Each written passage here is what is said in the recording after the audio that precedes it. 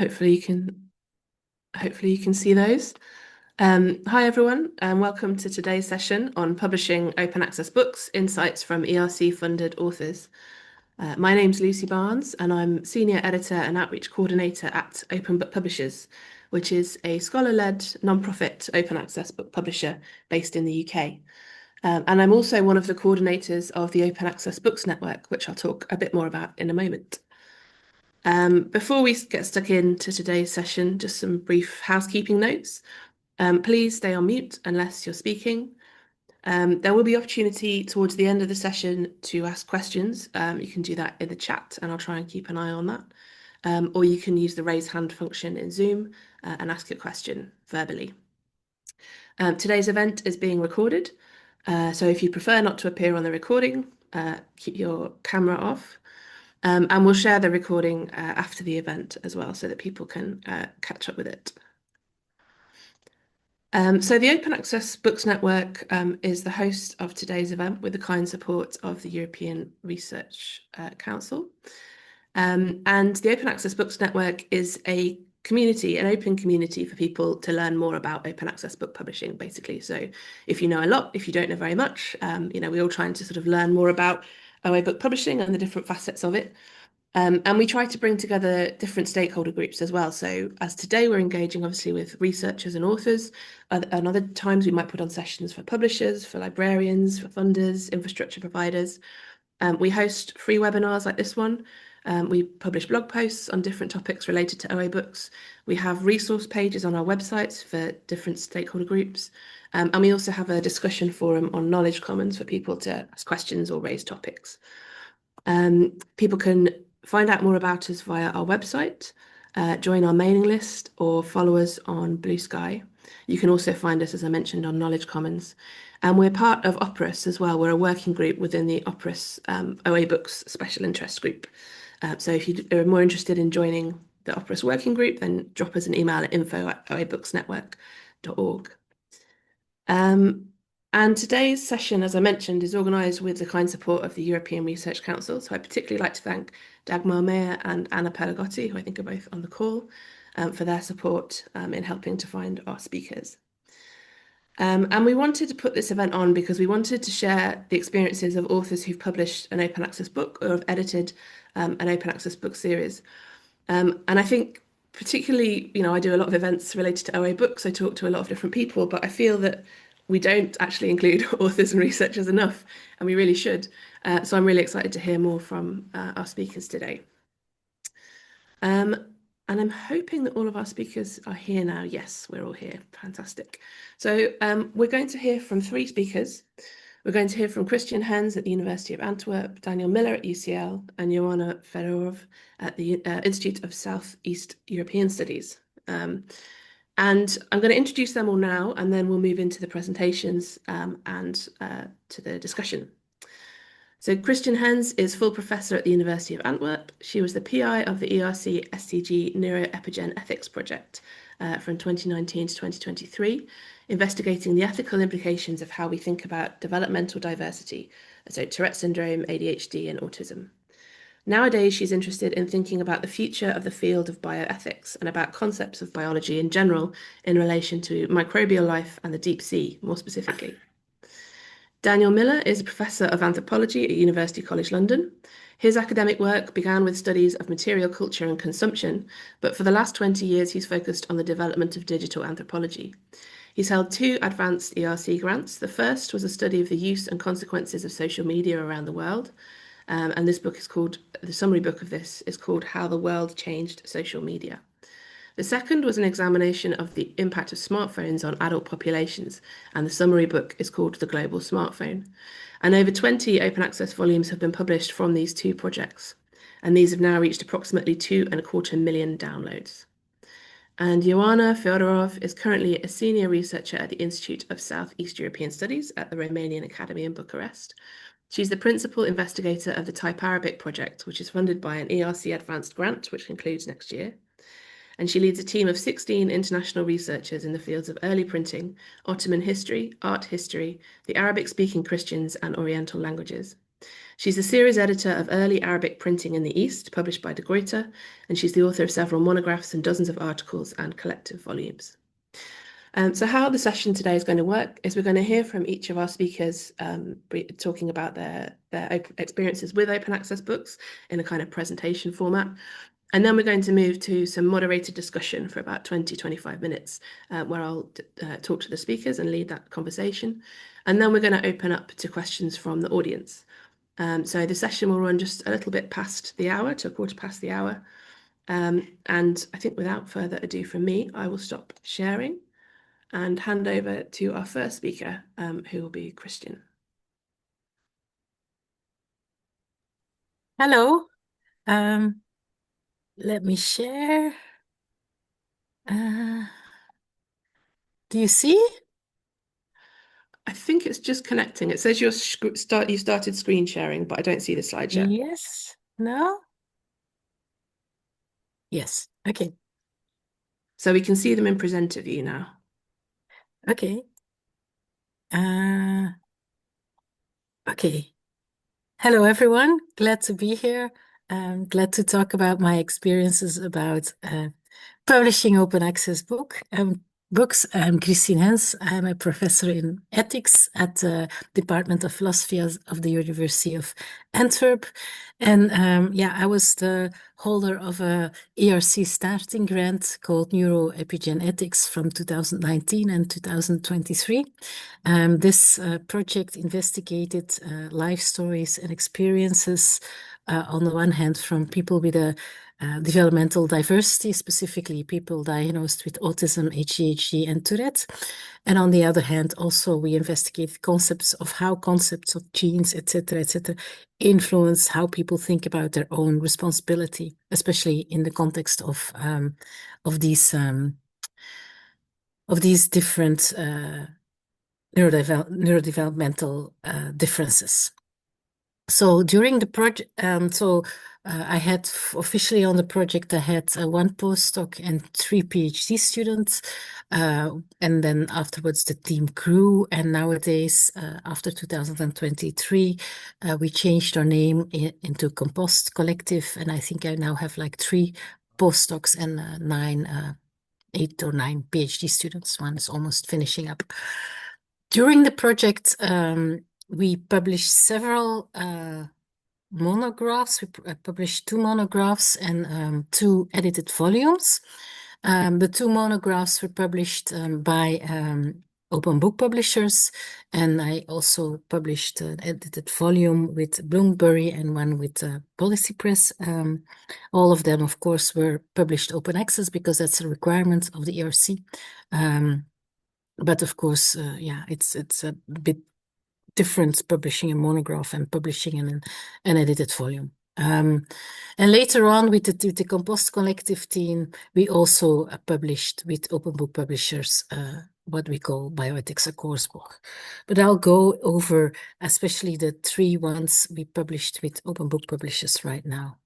The first one, Towards an Ethics of Autism, was published in 2021. And at that point, I really probably didn't even know that books could be published open access without paying lots of money. But as it happens, I know the Dutch professor Ingrid Robijns, who had published open access books with open books publishers, and I sort of researched the idea of scholar-led open publishers, and I was very charmed by it. So I decided to publish this book with them.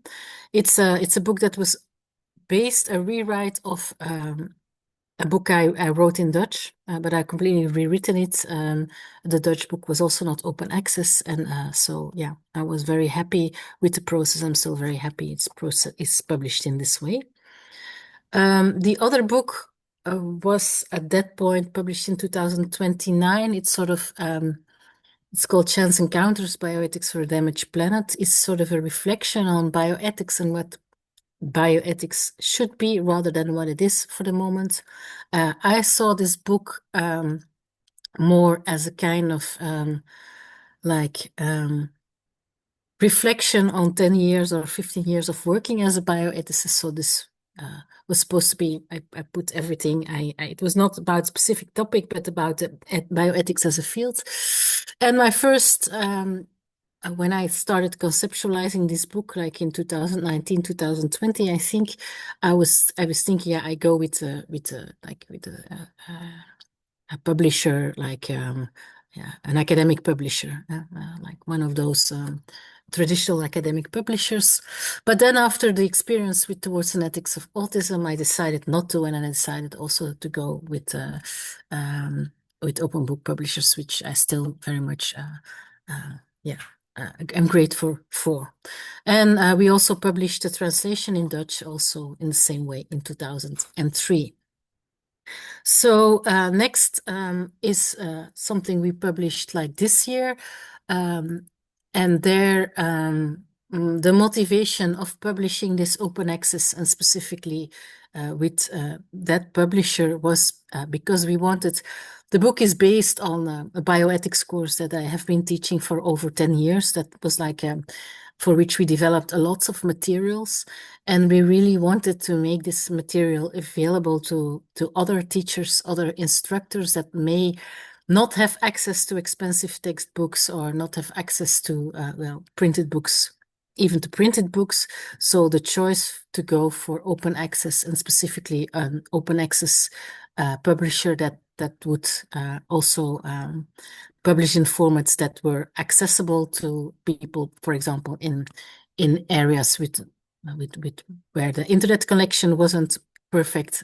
So it was an easy choice to go for the publisher like we did. And so here the idea was to make something useful for other people, like students, something free, something useful for students, for especially also for teachers, something that's yeah, that would also be a bit dynamic. So I can imagine that we add some chapters later on, and that it could be easily added. So these were all considerations of publishing it this way.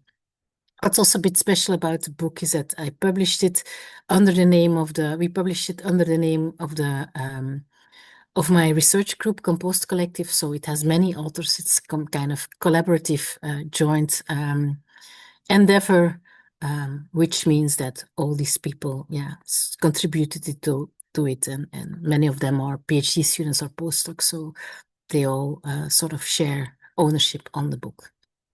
So in short, I think I'm very excited about open access publishing of monographs. The reason why we published the edited volumes, the 2 edited volumes that came out of the NeuroEpigenEthics ERC project, not with in this type of open access publishers, because I just really didn't know that it was even possible for edited volumes, which is my bad, of course. It seemed very logical to publish a volume on experimental philosophy of medicine in a series about experimental philosophy. But yeah, that was probably my lack of knowledge of what open access publishing can be. So yeah, that was my talk. That's in general why we did it, and the books we published. And yeah, I leave the floor to the next speaker. Thank you. Thank you, Kristien. Next, could we have Daniel, please? Right, well, thank you very much for the kind invitation. I have no slides. Let me say that long before the ERC, I was already kind of passionate about open access. And one of the reasons for that is I'm an anthropologist. Now, anthropologists tend to work in low-income populations, countries that are generally low income, and yet obviously we feel we have a responsibility because the people we are studying should have access to the things that we're saying about them. So actually, in a sense, it was always a guilt and a problem that there was not that access. So for me, open access is like of central importance to the discipline of anthropology per se. We have a responsibility that goes with that.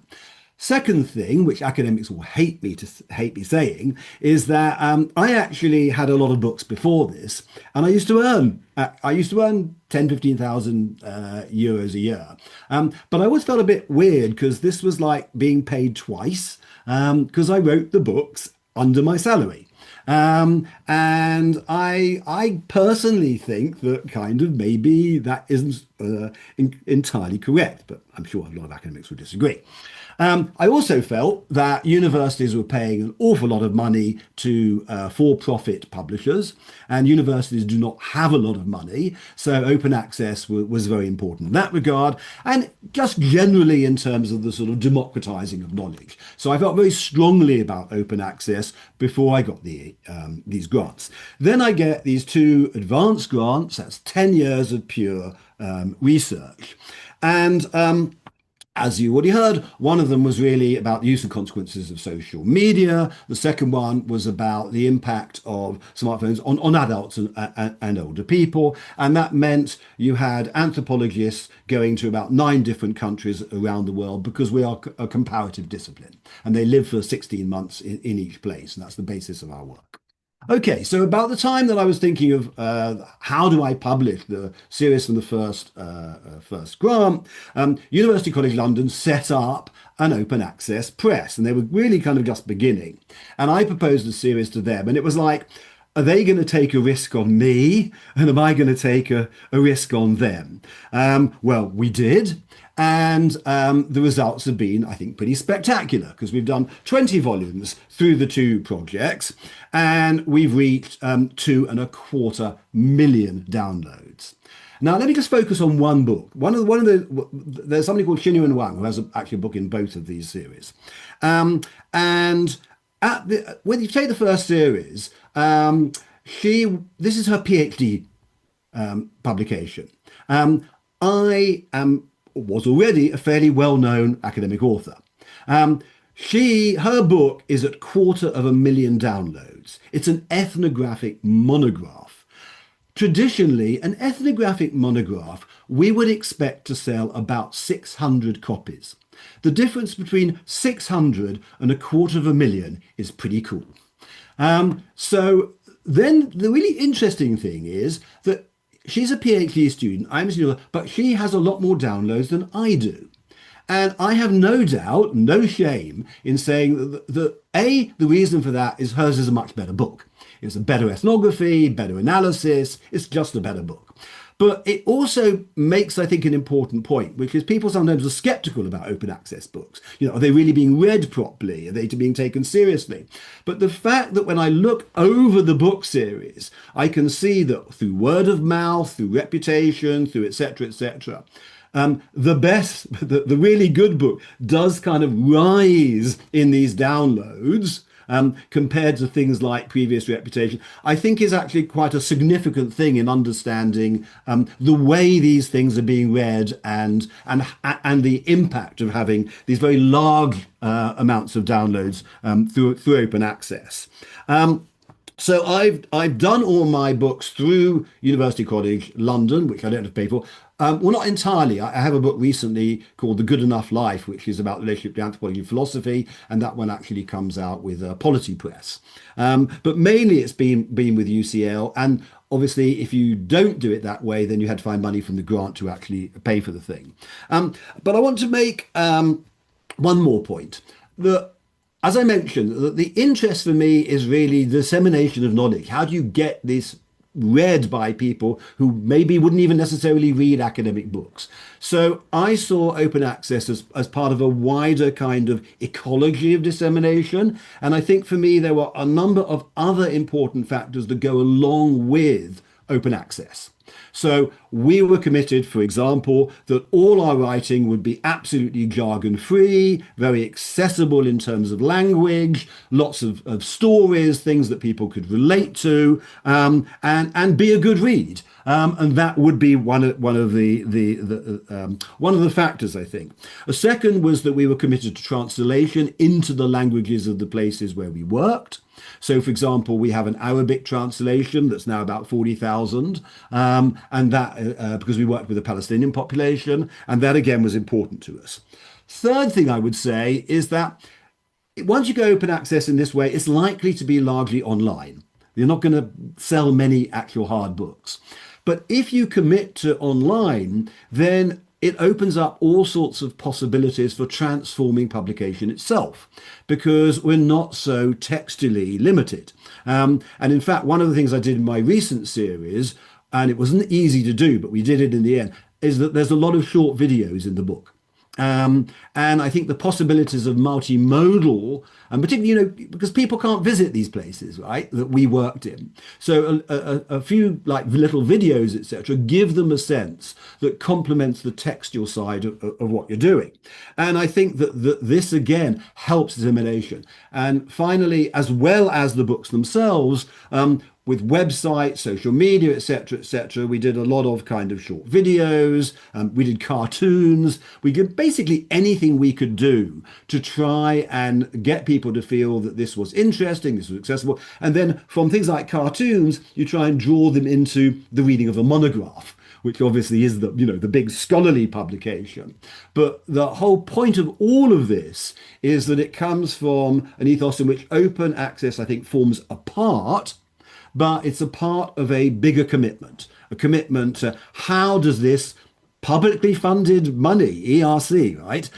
How does it actually then follow through that you have a responsibility to make sure that this work is actually read as widely as possible, and particularly, as far as I'm concerned, to the kind of populations where we would work.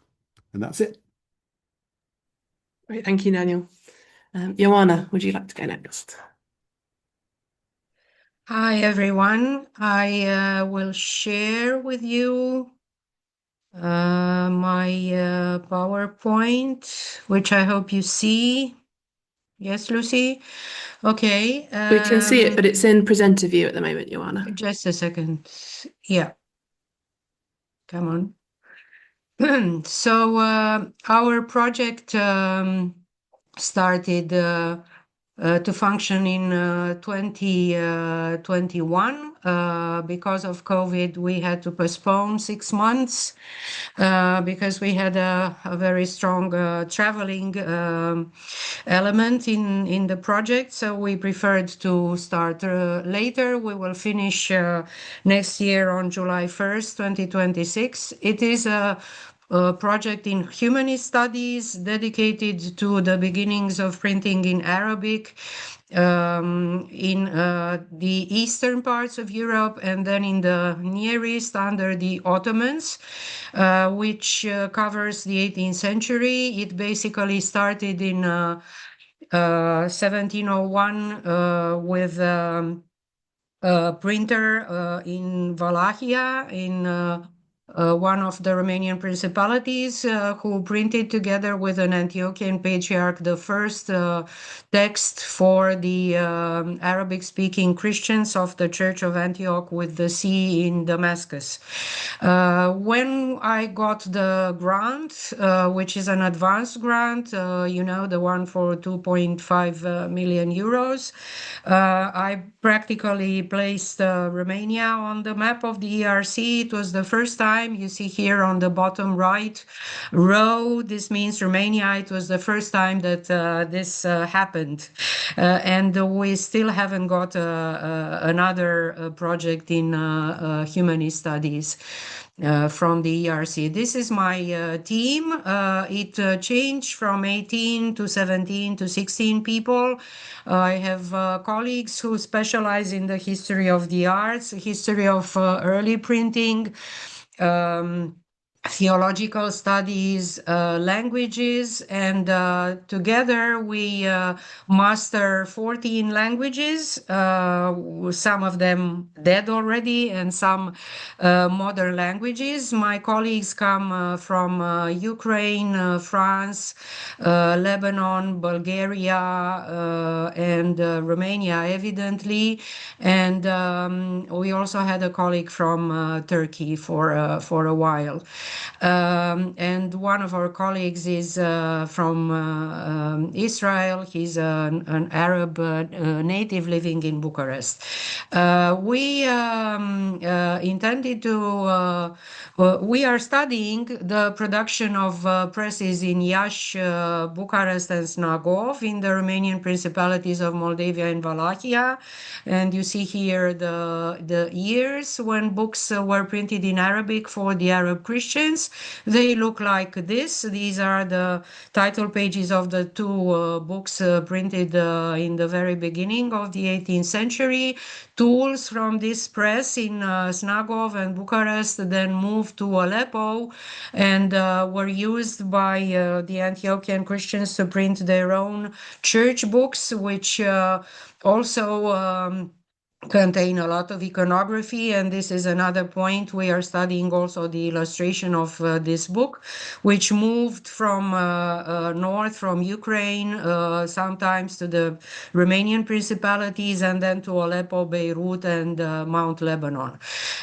We evidently have to publish the outcomes of our project in open access and preferably in English.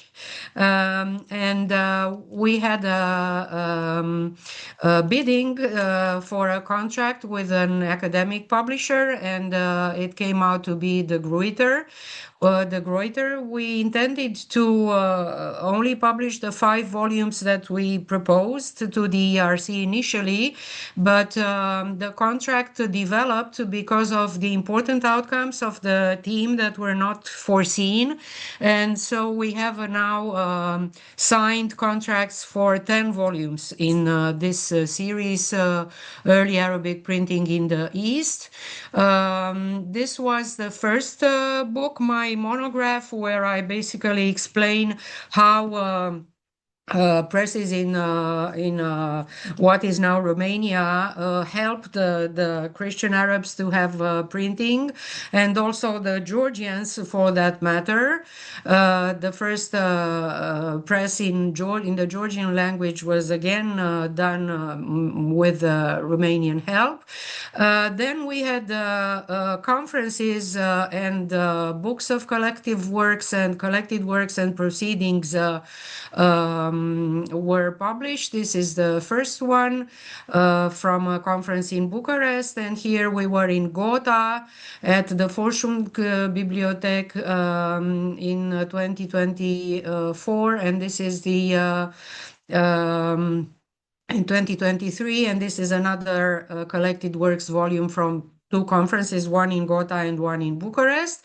And then my colleague Mihai Țipo in Bucharest at the Institute published a monograph on a very important patriarch who was the witness of the schism in the Antiochian Church in 1724, and then was the patriarch of the Greek Orthodox Church for a long period until 1766, and came back to the Romanian principalities to print books in Arabic, not only church books, but also polemical this time, anti-Catholic. And then my colleague from Sofia in Bulgaria published a very important catalog of everything printed in the Müteferrika press in Istanbul, the first Turkish language press that was also a phenomenon. And this is the first commented inventory and list of the publications. The 6th volume is in the works. It will be in open access by Christmas this year, and we evidently are moving towards the end with the other 4 volumes next year. What we received from publishing in open access is, first of all, visibility, and evidently the dissemination of the outcomes of our research. The authors and the editors became well known, started to receive invitations to participate in conferences, in other ERC projects, and to join other teams that intend to propose new projects to the ERC. This is one of the most important outcomes for their career as researchers. We also have guests in our conferences who publish in the collected works, and they also appreciated the opportunity to publish in open access in our books with the Greuter.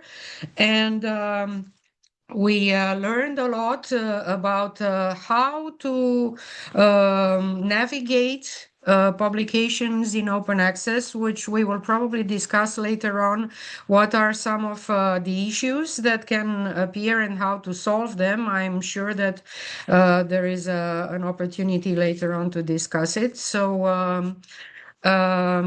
it's our intention also to join next year Open Research Europe, which is the platform that was created by the ERC to publish outcomes of the ERC projects in open access. These are peer-reviewed contributions, and they receive a DOI, and they are evidently in open access on the ERC funded platform. So we think it is also a good opportunity for us, because drawing near to the end of the project, evidently the money is not funding in golden open access becomes a problem. So we are looking at other possibilities, and I will keep in contact with Lucy Barnes so she can give me some tips on this. Thank you very much. Thanks, Joanna. That was great. So now I think we're going to move into some discussion. And the first point that I wanted to pick up on, I think you all touched on in different ways in your presentations. And Joanna, you actually sort of concluded with this, was the sort of the value of publishing open access and how that has, been useful to you in different ways. So maybe new opportunities or developments for the work itself, reaching new audiences, which I think you've all touched on. And also maybe career development, either for you or for colleagues who've published open access. So Joanna, would you like to begin with that? I should say that some of the volumes that we have published and we intend to publish are additional titles to the initial 5 volumes that we proposed when we got the grant. We started from a clear idea of what we want to bring to the academic community.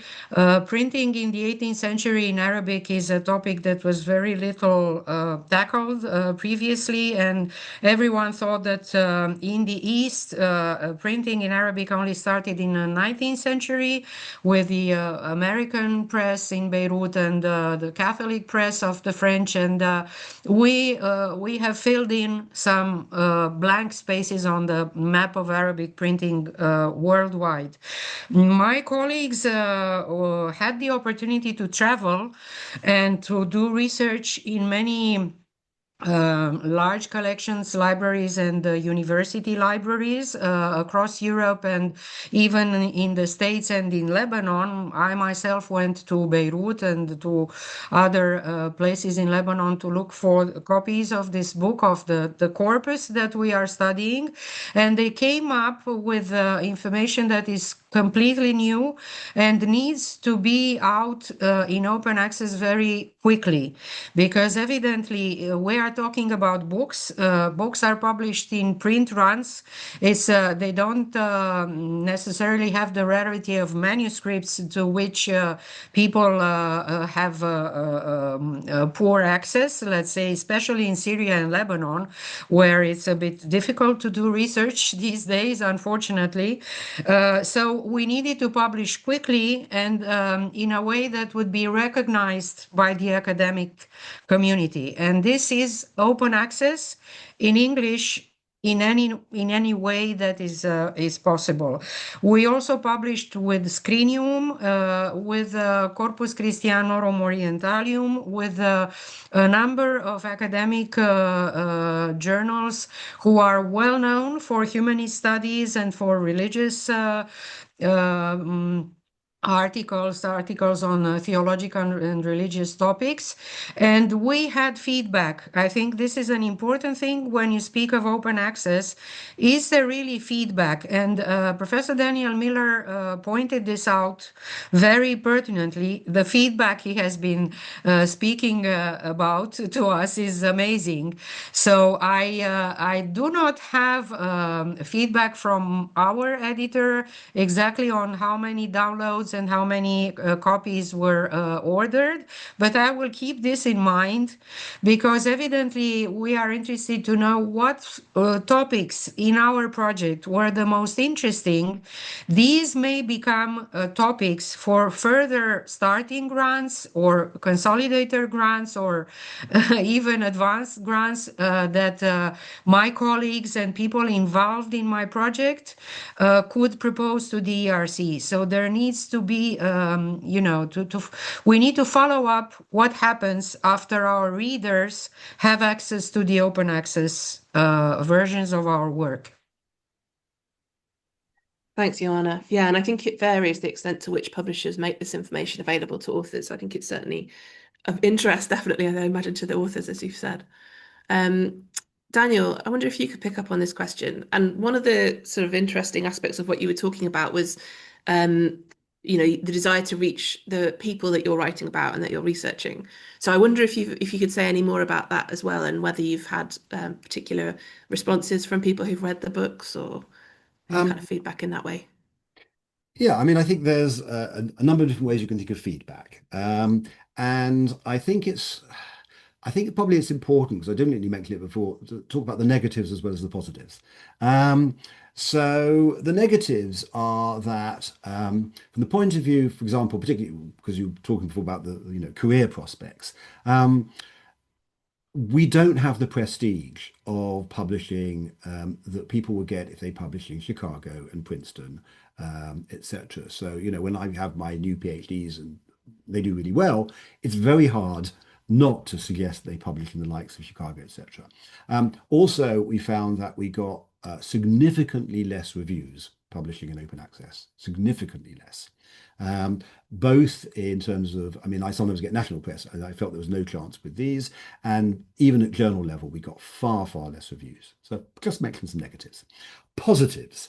I feel that in terms of feedback, obviously, the point I made earlier was the numbers themselves. That is feedback, and that constitutes very good evidence for what is happening out there and the interest. But there's also things like citations. Our series have reached thousands of academic citations in Google. And that is probably the single most important form of feedback when it comes to the career prospects of the people who wrote the books, because this is something that people will look at when they're looking at jobs, etc. So I think that it does get through. We are getting the academic readership and again these key citations, but it's also worth, I think, noting that there is a problem, I think, still of status.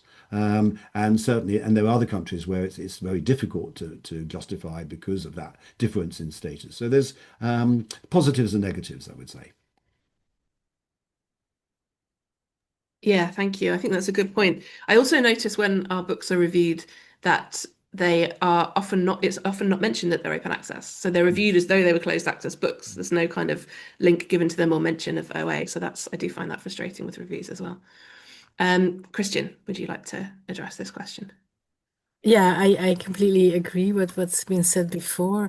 For me, especially for the first book, Towards an Ethics of Autism, it was important that this was readable, this was accessible for, of course, academic colleagues, but also for autistic people themselves who have been reading it and who have been sending me mails about it. So I guess if this, before that, I wrote a book which was published with Paul Grave Macmillan about experiences of autistic people. It was based on an interview study, and it always really bothered me that this book was quite expensive and they had to order it and so on and so on. So with this book, I mean, it was also part of why, of the, like, the philosophy of the ERC grant I got, that this was really something that had to be relevant also for the people with lived experiences that were our subject of study. So yeah, that's a very important point. With the course book, this was actually the main reason why we published it open access. We wanted to, I mean, I guess every professor in the whole world is writing their own course materials, but it would be much nicer if we would all share and have access to other people's materials in a nicely formatted and reviewed way. And that was a very important reason of publishing it open access in this specific with this specific publisher. I myself also don't really look at downloads, etc., because I'm very bad at numbers. So I don't know about that. I do notice that indeed you get less reviews in journals, etc. Even my little Dutch book that I wrote with the local Flemish publishers had much more reviews in local newspapers than the open access books. And I also agree that, yeah, I personally don't really care about the prestige of a publisher, and I just want my book to be out and people to be able to read it, and I also don't want to make money out of it. So I mean, it's taxpayers' money. I want to give something back.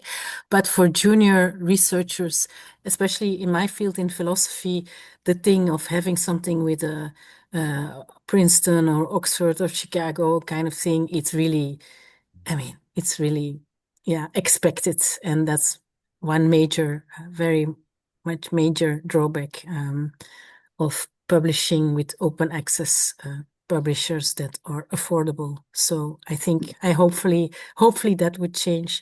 There was something in the chat about the Open Research Europe framework, which I think it's a brilliant initiative, and we also published a paper there, which was reviewed. It was very nice. It was a paper, so it's not a book. It was reviewed in a very decent way, and we were very happy with it. But I don't know if I would recommend that to young colleagues who still need to find a job based on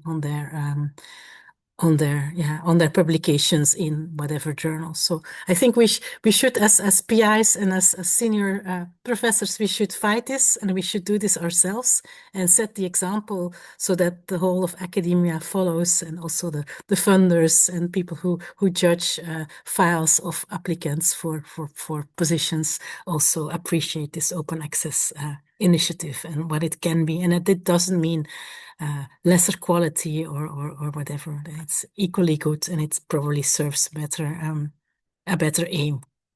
So yeah, that was my 2 cents on this. Thank you.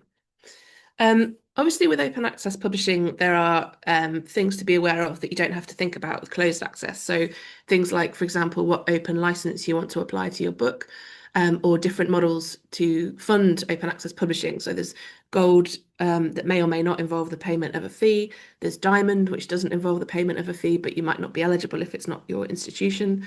There's obviously green open access as well, which we've not really talked about.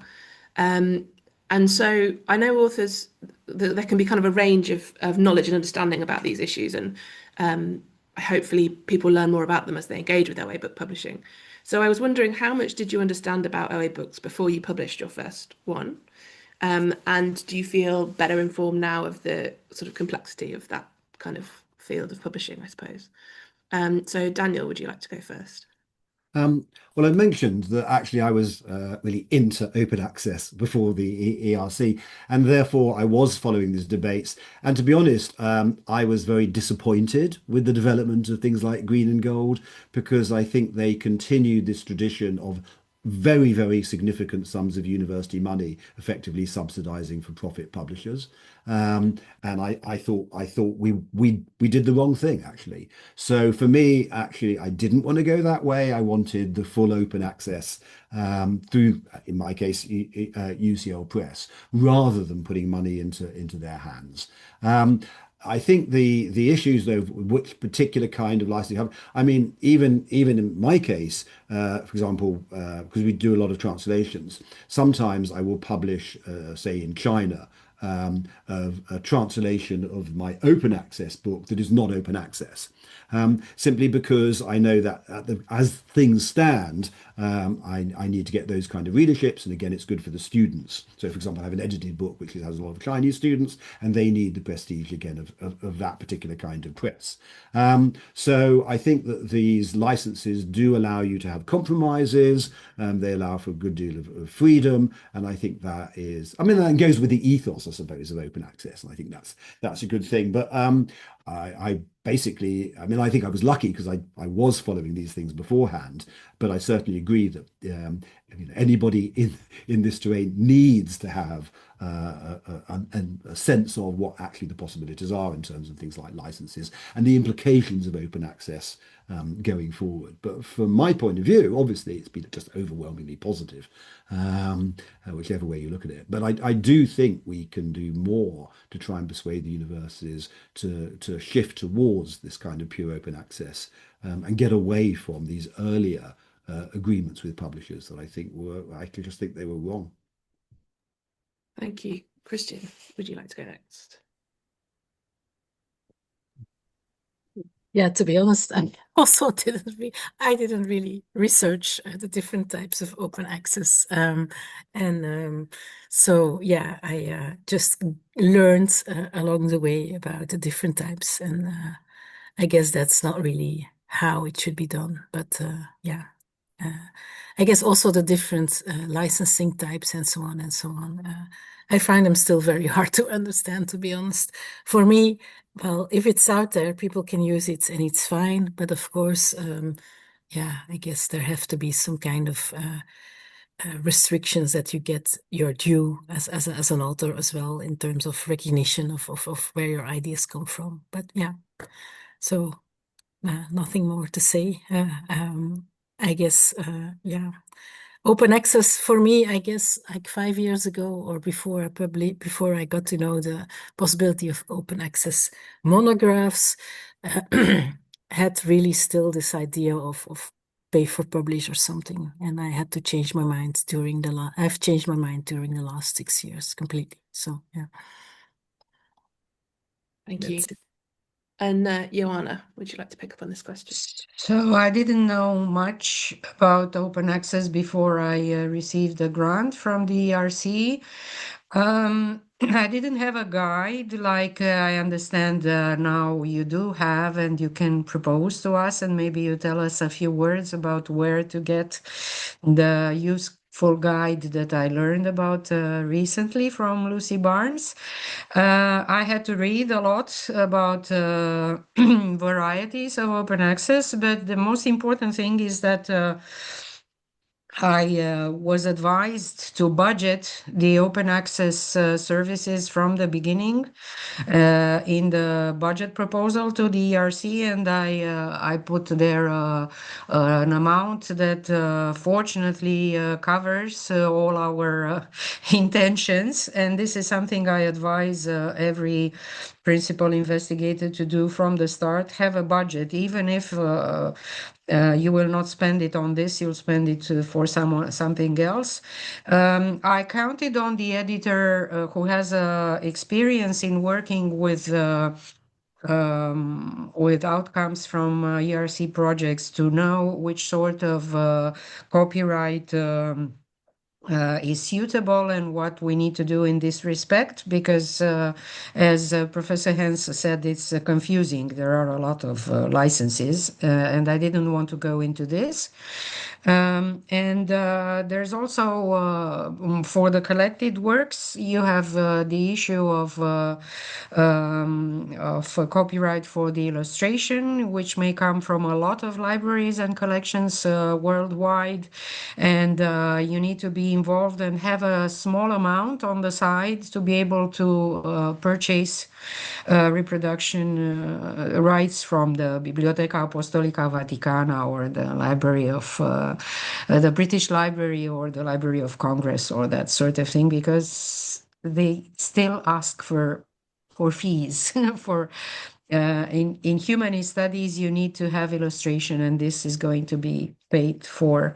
So I would advise everyone when proposing a project to the ERC to first read the guide, or ask someone who has experience in open access services. Thanks, Joanna. Yeah, the OA Books Toolkit is the resource that I sent to Joanna, which covers all sorts of different areas related to OA books publishing, and tries to do it in a way that's it's kind of introductory and then leads on to more detailed information if people want to find out more detail and more depth. There is a question about explaining in very basic terms how open access works, which I feel as though it could be a very big topic, but to try and summarize in a couple of sentences, basically the work is made available freely accessible online. It may be in different formats, and there may also be print publications which are sold in the usual way. And there's a license applied to that work that tells you what you're able to do with it without asking for permission, and what you might have to ask for permission for. So, for example, a non-commercial license means you're allowed to use it in non-commercial ways without asking for permission. But if you wanted to use it in a commercial way, you'd have to ask permission from the copyright holder. And it's funded in many different ways. One way is a book processing charge, which is a fee up front to the publisher, which can be anything from £5,000 to £20,000 or more. There are also diamond publishers, like open book publishers, that doesn't charge the author or their funder. And there are, especially I think now in the UK and in certain European countries, there's more institutional open access publishing.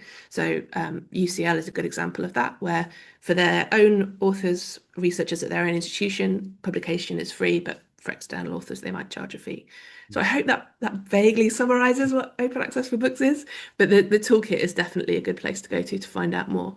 And I think someone shared in the chat the EU collection consisting of EU-funded open access books, which is on OAPEN. There is another question as well about funding, which we will get to. But before we do, I wanted to ask a question about some of the challenges and difficulties in publishing an open access book. There were some specific things that I think, Joanna, you wanted to talk about in terms of finances. Would you like to address those? Not necessarily for finances. Evidently, you have to keep the control on the expenses for open access services all through the long period of 5 years, if it's an advanced grant or whatever your grant is. And investigate all the time opportunities to print in green open access, which means that you don't pay money. There are a lot of academic reviews who would accept outcomes from ERC projects without asking for fees, and some of them very prestigious. So you need to keep informed. There are reviews also popping up every year that are new titles that we may not know about. We need also to have a very good relationship with the editor, and a trust relationship, because we depend on one another. And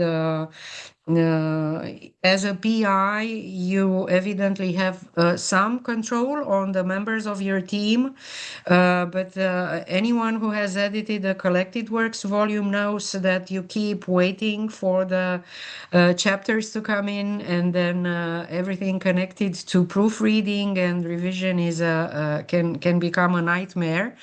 This is why I would prefer a traditional academic publisher because they have experience, and everything is standardized, and they have deadlines, which really you cannot go beyond. So my experience is very good in this respect.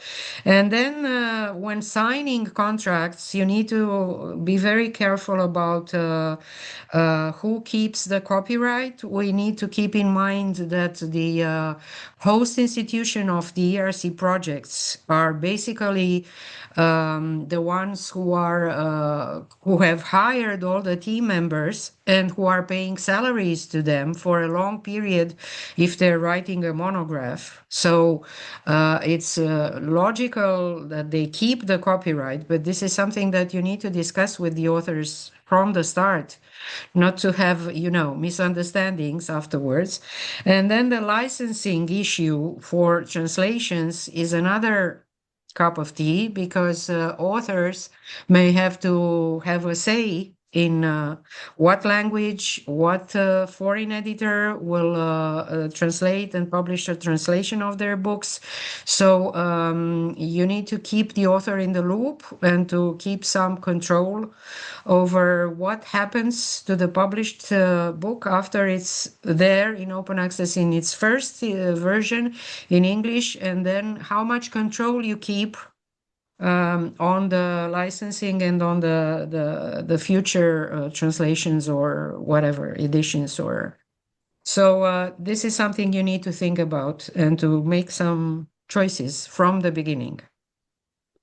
Thanks, Joanna. Yeah, I think that's an important point that isn't always well understood, particularly because the book's being released openly. Sometimes authors think, well, there's no decisions to make then about reuse or about how the book's, reused afterwards. But in fact, particularly when you apply a more restrictive license, it is important who decides what happens in the event. For example, that someone wants to use the book commercially or they want to make a derivative, like a translation. Who decides if that's okay? And as you said, all those sort of different aspects related to that reuse. Kristien, you'd like to go next on this question?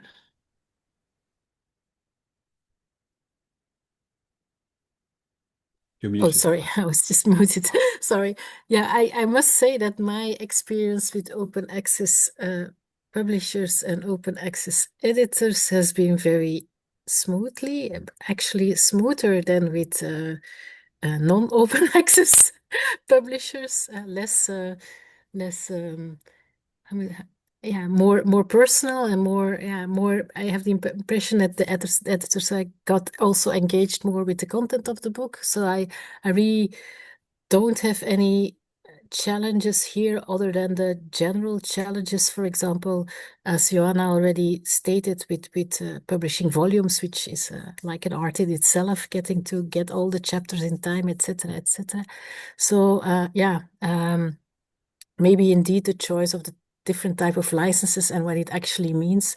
I must say I'm very naive in all this kind of things about who will use what, and I always assume that people will just acknowledge where some things come from, but that's maybe that's probably very naive. So I don't have anything to add, to be honest, to what has already been said. For me, it always has been very smooth and very agreeable experience, and I'm also very grateful for the editors who really, for me, and also the proofreaders. They were actually, for me, it was a better experience than with like more established or more commercial publishers. So yeah. Thanks, Kristien. Thank you for shouting out the editors. I appreciate that. Daniel, would you like to go next? Yeah, I mean, just to repeat that's also been my experience. I have done loads of books on both sides, and actually working with University College, I would say better copy editing, better treatment. This business, for example, of when you edit a book, getting authors to, I mean, I find it exactly the same, whether it's open access or not access, in terms of persuading people to actually submit. But the discipline and deadlines are exactly the same. So the process itself is the same, except I find it is a little bit better when I'm working with open access. And I think it's also worth mentioning here that not only is open access better, but non-open access is getting worse. So I was persuaded to work with a volume recently, which was not open access. And at the end of the day, I mean, they're charging like over £100 for the book, and they are not giving copies of the book to the individual authors. And for me, that's like, it's criminal. And it's like, I mean, you are in an edited volume and you can't even read your own paper from the book.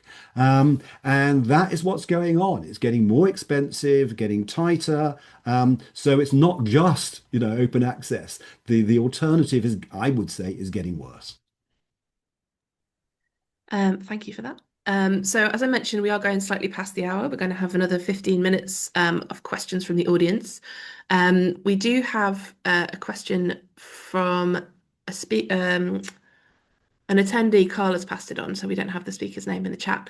But the questioner asks, did you directly utilise your ERC award to pay the book processing charge or contribute to the publisher's running costs if there was no BPC charged? Did you budget for publication costs when applying for the award? Who'd like to take this one? Joanna? At the time I proposed my project, there were chapters of expenses, which is something that I understand is not presently the standard. Now the grantees receive a bulk sum and they can divide it how they wish during the project. For us, we had to decide amounts for each chapter of expenses, and we had an open access services chapter, which was part from the expenses with services, because it's a service. It's the same thing as if you hire a catering firm. Okay. So we had an amount over there that we are supposed to spend in 5 years, and all the money goes to the various editors that we choose, and first and foremost to the Greuter. Everything needs to be spent based on invoices, and evidently the accountancy is very strict. In Romania, we have two other evaluators in terms of accountancy besides the ERC. So there's 3 teams looking at our documents, and the basis is you have a contract, or if it's a review or a journal, they would invoice you after the article goes in open access, and you will pay the invoice, or sometimes they would wait and post the article in open access only when they receive the payment. So this is how it works. Thank you. Daniel? Let me just say yes. For the previous series, the Good Enough Life, because it was with polity, the one on anthropology and philosophy, that one was paid for from my ears, so I agree. I should mention I'm actually about to apply for the ERC grant. We have to get it in November, and yes, I am going to be putting in for open access. Because it might then be with a different publisher as part of the grant. My slight problem is we tend to publish more books than we say we're going to write. So we've got to be this time a bit more optimistic about what we're going to do in order to cover them. But I would think everybody who's applying for ERC at this point should certainly be assuming that they should try and apply for the covering of open access books. And in this new grant proposal, we will do that. Thanks. And Kristien? Yeah, I think I budgeted some money for open access, but I didn't. We wrote more books and more edited volumes that we budgeted for, and it was completely not a problem. I mean, I think afterwards the ERC was happy that we used the money to pay for open access, so I had actually no problem. Accounting for the money spent on open access. But if I would apply for one again, I would really be very generous in what I would set apart for open access. The more, the better, I would say. But then again, they like open access, so they will not complain if you spend more money on open access than what you originally budgeted. And then there's a question that comes in 2 parts. So one is to you, Kristien, about the decision to change the name of your research group to Compost Collective. So this is from Jane Howsham, who says that she's an academic publisher. And if you've been publishing with the press she manages, it would have been something to discuss involving marketing and publicity people as well. And it might have had publishing implications. So did you have similar discussions with OBP? Actually not. I just told them that this was, we would publish this as a collective because it's a team effort. It was also written and published after my ERC had finalized, so when the team was already renamed, and it was actually not a problem. I also didn't want it to be associated with my name only, or anyway, I wanted it to be like a really collective thing, because of course, well, it was a collective thing. My team all contributed chapters on their specific topics in bioethics. So I didn't discuss this, and also I don't know. I'm probably very naive in this, but I didn't really see a big problem either, and I was glad that this was possible. I had seen this kind of authorship set up before on papers, where first the name of the collective was mentioned as an author, and then every separate author fell under the collective as like equally prime first author. So I don't know. I would be interested to know what would actually be the problem with that, because I don't really see it. Is a marketing thing that the name is not familiar or something? I don't know. Yeah. Yeah, I mean, Jane doesn't say explicitly, but I guess maybe it might be seen as, who is the Compost Collective? I don't know who they are. How have they authored a book? Perhaps there might have been questions around that, maybe. Okay. Yeah. I think for us, we were concerned about the metadata implications, how we could make sure that the authors were recognized in the metadata, but yeah, under this name of the Compost Collective. Yeah, so I guess that worked out, right? So I'm pretty sure that each of the people listed under the Compost Collective collective name has it also automatically linked to their own like ORCID ID and all this kind of stuff. So I guess there was no problem with the metadata either. So yeah. And also Jane asks, which I think is for everybody, and it's also something I'd like to pick up on again. It's interesting to hear speakers saying reviews are hard to come by. How can this be addressed? And I think as well, more broadly, the sort of prestige question that we've come back to several times, can this be addressed, in any way? Kristien, you mentioned maybe PIs publishing with open access and advocating for it in that way, but other thoughts or ideas about this?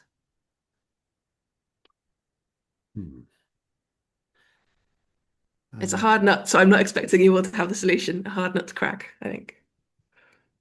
I mean, I'd say that in terms of general marketing and publicity, I think that the days are gone when publishers, to be honest, basically did quite a lot. And nowadays, I think authors, whether they're going open access or they're going non-open access, you start to realize that the only people who are really going to do that seriously are you.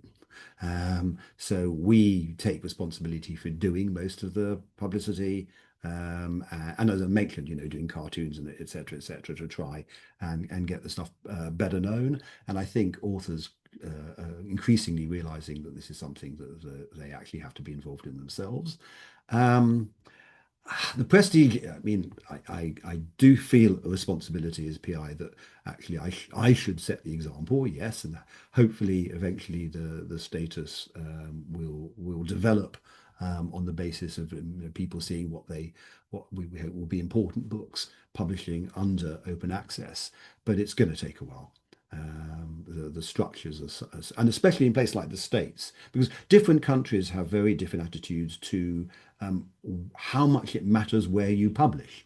So just to give the background to that, I think in Britain it's not that important. Because often I'm assessing candidates for jobs, we're not particularly concerned with who published it. We're concerned with the quality of the book. I get the feeling in the States, if you want a job in the States, it really matters whether you publish with Chicago, Princeton, etc., etc. So it's not just a question of status between open access and non-open access. You have to look at, as it were, at each market and how people get jobs in each particular region to understand, your priorities when you're advising people as to where and how they should publish. Thanks. Joanna? Are we speaking of proper reviews written by readers, educated readers who would publish this in academic journals? If so, first of all, we can rely on the editor to have a very easily accessible link where anyone interested to publish a review someplace would get a printed version, a hardback version of the book, which they would like, even if it's in open access. They may have libraries, or they would like to add it to the library of a university or a research center. Then we have a strategy. We do have book presentations, which are done either with the occasion of the opportunity of our conferences, which sometimes happened abroad. We present the new books that we published in our series, and we can also have Zoom presentations and advertise them through the networks. We all have professional, specialized networks, groups of hundreds of emails that you can announce a book presentation, and this helps people decide if they would like to review your book, and preferably in an open access journal. We also encourage colleagues who are interested in what we publish to have a look at this. We send links around. So you need to be proactive, because otherwise there's so much published material these days that people would maybe just don't they don't learn about what whatever the project is doing. There are certain platforms where if you have an account, they would announce you that this person has recently published this article or this essay or this book. But I wouldn't count on that. You need to inform the academic community about publications in open access or otherwise. Thank you. And Kristien, any thoughts on this? I agree. I think maybe it's something also that the authors themselves can also take upon themselves to advertise in any possible way their own book, because you can't force people to review your books, of course. Although that's probably the best way to get it out in the open and to get people reading it. But I guess there's also some responsibility for us to make sure that we are very proactive in promoting the book as well. I suppose But maybe also, sorry to go interject, ahead, I've Kristien. just had No, a no. thought. As readers, I mean, if you are not the author of a book, but there's an open access book in a certain subject, would you ever write to the journal and say, I noticed you've not reviewed this, it's an interesting book, you might want to have a look? Or is that not something that would ever Okay. happen? I I Yeah. Yeah, it happens. Mhm. It happens, and we are all members of editorial boards. We can suggest books. I mean, from other projects, not from ours necessarily. But I mean, everyone has when they hear about something important, about research outcomes that are very new and very important for the community, you have this feeling to share the information and share it with an editorial board or with somebody who's capable of writing a review and has the time, maybe. So I think we can do this. But sorry, Kristien, I cut you off. You were No, speaking. it's fine. It's fine. It's fine. No problem. I mean, I have written to the main journal in Vanderbilt in the UK complaining that they were not reviewing open access books. But I think there's a couple of points that one has to bear in mind here, because if you look at the evidence, my first series didn't get reviewed, but it did get millions of downloads. And what that implies is it's not the reviews that are getting you the audience, right? We assume it is and isn't. And I think it will vary from discipline to discipline. I would say the listservs actually are much more important now in getting the discipline to know about your book than reviews are. Reviews take years anyway. Listservs, social media, I will do TikTok, etc., etc. I mean, these are the ways we will get stuff out now. And I would say that's what brings you to the big audiences, because it's really interesting that the biggest downloads we got are where we got the least reviews. So it does kind of make you wonder about many of the assumptions we make about how it is that actually books get known by audiences anyway. I mean, you want the reviews for the prestige of the reviews to say it's a great book, but that's a different thing. Yeah. Unfortunately, I think we're out of time. We're at 1:15. So enormous thanks to all three speakers for that really interesting conversation and the presentations as well. Thank you to Dagmar and Anna and the ERC for their support in putting the session on. Thanks to everyone in the audience for coming and for sticking with us. The recording will be out hopefully later this week, and I will share it with everyone on the list. But yeah, thank you everyone. Have a good rest of your day. Thank you very much. All the best to everyone.